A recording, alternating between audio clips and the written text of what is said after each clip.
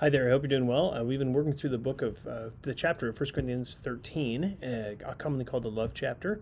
And the way we've been trying to take this apart is by considering what it means. Christ says that the second commandment is that we love our neighbor as ourselves, right? And so if we love, what does it look like to love ourselves? And then what does it look like to apply love to a neighbor? And we've been going through these commands, and there's a number of them. We spent several videos in verse 5, and now we're going to jump into verse 6, and we're going to actually cover all of verse 6 in one video. What's interesting here is that verse 6 describes what love does here regarding the heart of joy. What love does, what does it love feel joyful about? What produces happiness in a heart that loves? If you look at verse 6, he says this. He says, love does not rejoice in unrighteousness, but rejoices with the truth. And this is a very important verse, because what Paul is saying here is that when love is in the heart for another person, happiness comes out.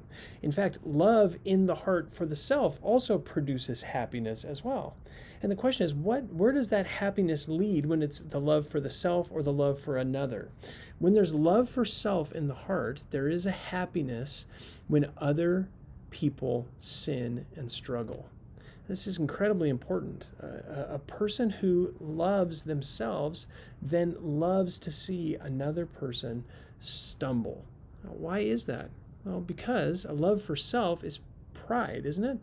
And when another person struggles, when another person stumbles and fails, a proud heart is happy to see that person wrestle and struggle and stumble and struggle. And so a proud person who loves themselves, they'll feel joy when someone at the downfall of other people, right? And especially when it's someone who, quote unquote, deserves it. They'll feel joy when that person struggles, when they stumble, right?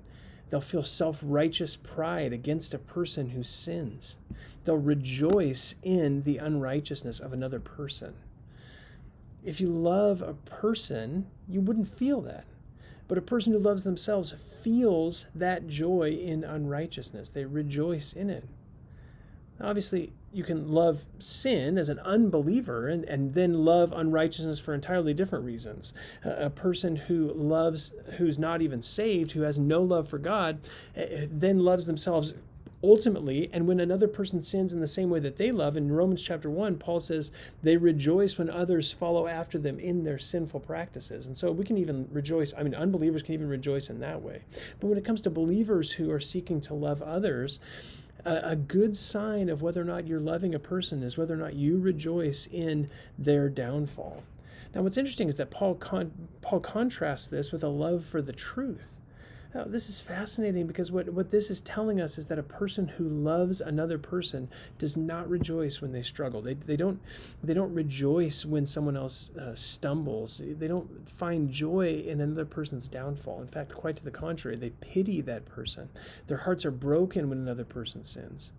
However, the joy that they have in their heart because they love them moves them toward truth with that person. This is fascinating, right?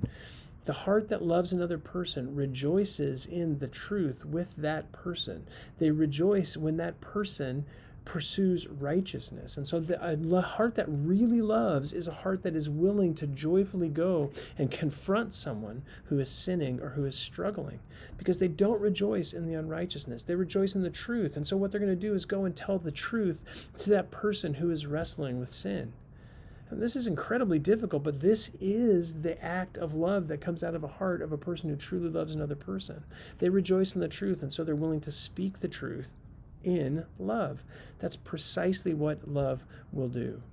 And one more piece there, when another person comes to that person, right? A person who's truly loving others, when they are confronted with their sin, what will happen?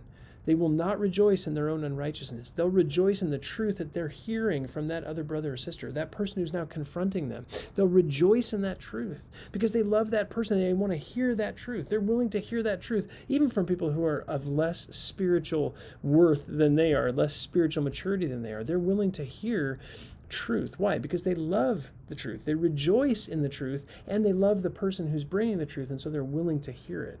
It makes that person teachable and soft and tender. And so this is what it means to love when it comes to not rejoicing in unrighteousness, but rejoicing in the truth. Again, this is incredibly difficult stuff, but this is what a heart of love produces. These are byproducts of a heart of love. If you say, how can I possibly love this way? It's so difficult. The only answer is to do what Christ has done for us, right? He loved us and he gave himself up for us. Sometimes when we don't rejoice in unrighteousness, but we rejoice in the truth and we care for another person, it's very difficult. It is the giving up of ourselves, but it will be our greatest joy because it's motivated by love. I hope that's helpful and encouraging to you. Thanks for watching.